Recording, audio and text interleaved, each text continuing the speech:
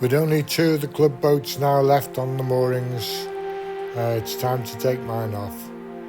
And today, Thursday, on the 10th of November 22, here we are where she's going to come ashore. And looking at the weather, I don't think so. It's forecast for 17 to 20 knots, gusting 25 to 30, and we're not convinced that the buoy where I meant to wait for the crane to come out will actually hold my boat in such strong winds. So I'm afraid it's aboard today and come back another day, possibly Saturday. Here we are, Saturday morning. Yes, looking better. I think we're going to risk this one. This is take 2 now, and we'll get the wind's calming down a bit now, and hopefully it'll stay like this. Then he's just taking the trailer back, and then when we have a look, we'll be off. So approaching Sealark, it was quite bouncy. It was wind against tide. It was southerly wind. Tide was coming in, and it's a high tide, so it's quite bouncy. We got quite wet going out, but that's sailing, and that's what happens when you got boats on moorings. But yeah, you can see Lee's boat in the distance there. He's taking his off today. He's going down to Haswell. I'm going up to West Kirby.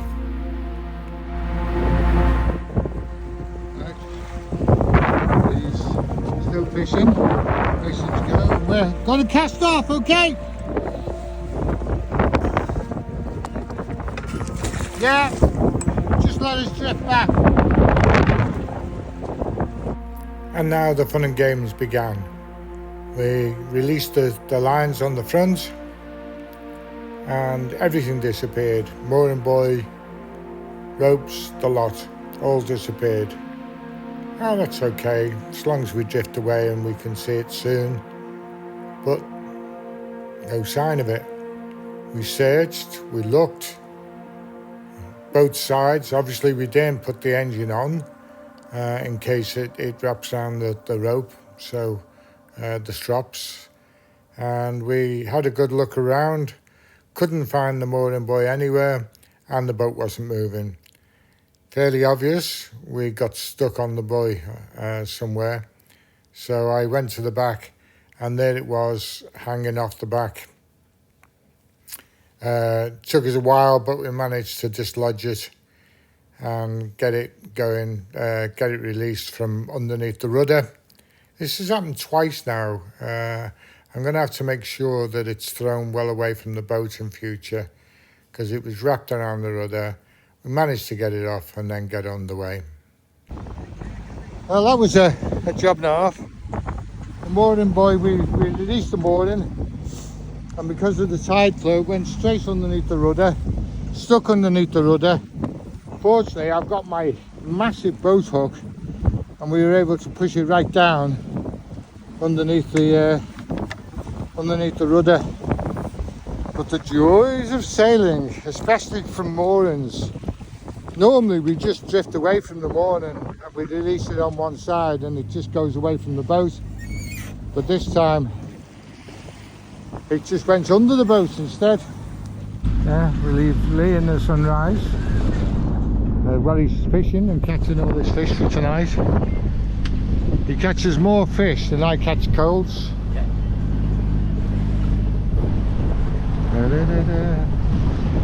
So long, Dee. See you next year. Yes. Well, see you in the mornings next year.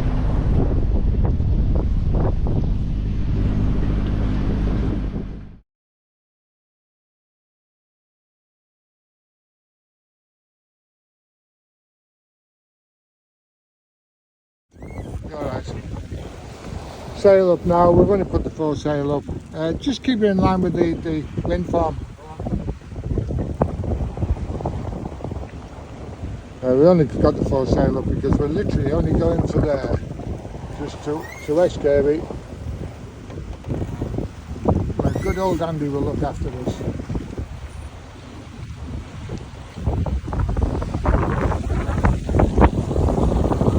pleasant day, actually. Lovely day for a sail.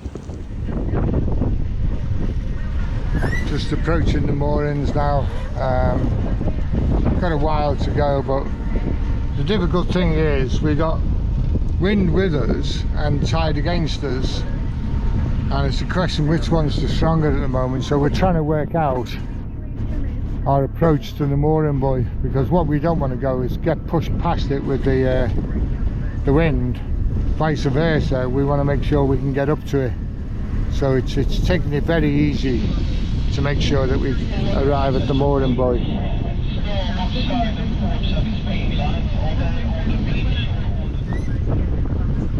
Still maintaining the speed? Yeah.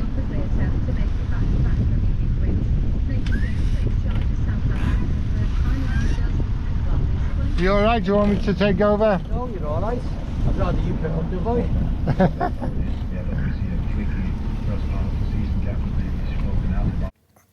Denny guided us to the mooring buoy with absolute precision, and it was so easy. I hooked a very small mooring buoy. I hooked it straight away, but unfortunately the end of the pole came straight off. So we went round again, and I used another boat hook. That didn't work. I couldn't grab hold of the bottom.